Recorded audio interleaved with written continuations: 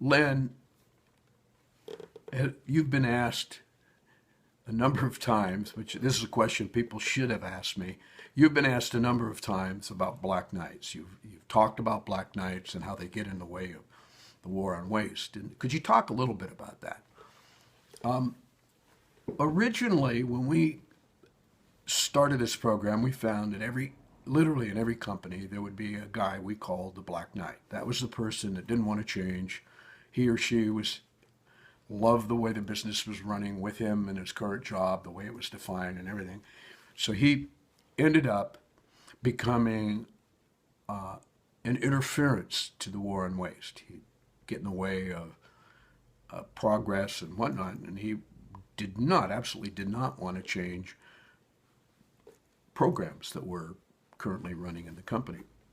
And many times these interferences were particular his job, and this person didn't particularly like his job to be interfered with. So what we ended up doing, and of course I didn't understand all the logic of this up front, or all the what was really going on.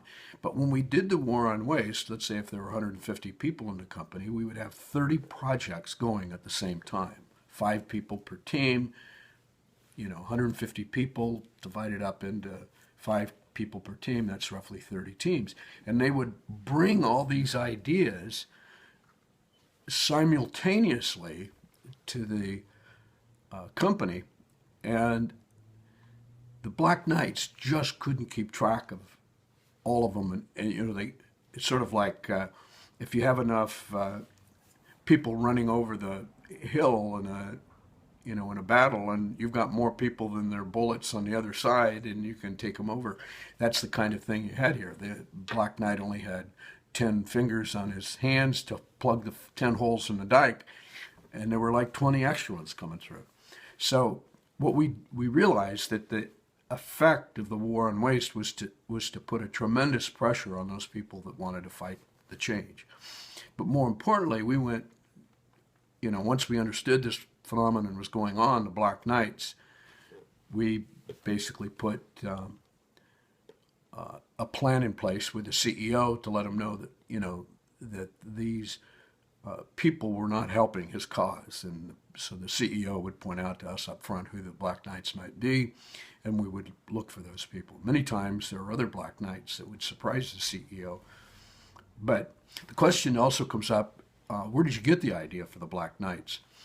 And it turns out that came from the Monty Python movie, Search of the Holy Grail, in which the Black Knight is defending a bridge.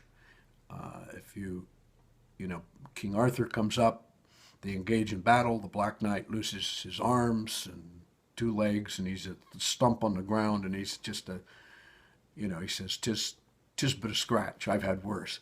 So anyway, he's failing to recognize the problem that he has, and that's sort of where we got that. But also, if you notice the Black Knight defending the bridge, the creek that is crossing under the bridge, King Arthur could just as well have just said, well, I don't want to cross your bridge, I'll just jump across the creek here. But the King Arthur engages the Black Knight, and that's how the Black Knight loses his arms and legs.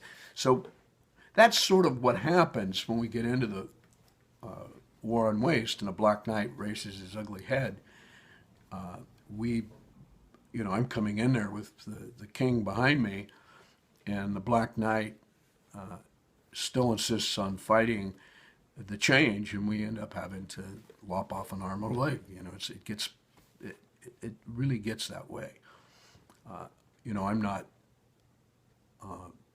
continuing to encourage that, but unfortunately you have to make sure that everybody's on board, and if the train's leaving the station, that everybody wants to get on board, they get on board. And we've told CEOs about that ahead of time, and they get on board and they get the message across.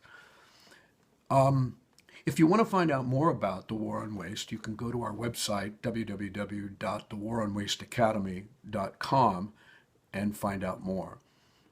Thank you for your time. Look forward to seeing you on the other side. Thank you very much.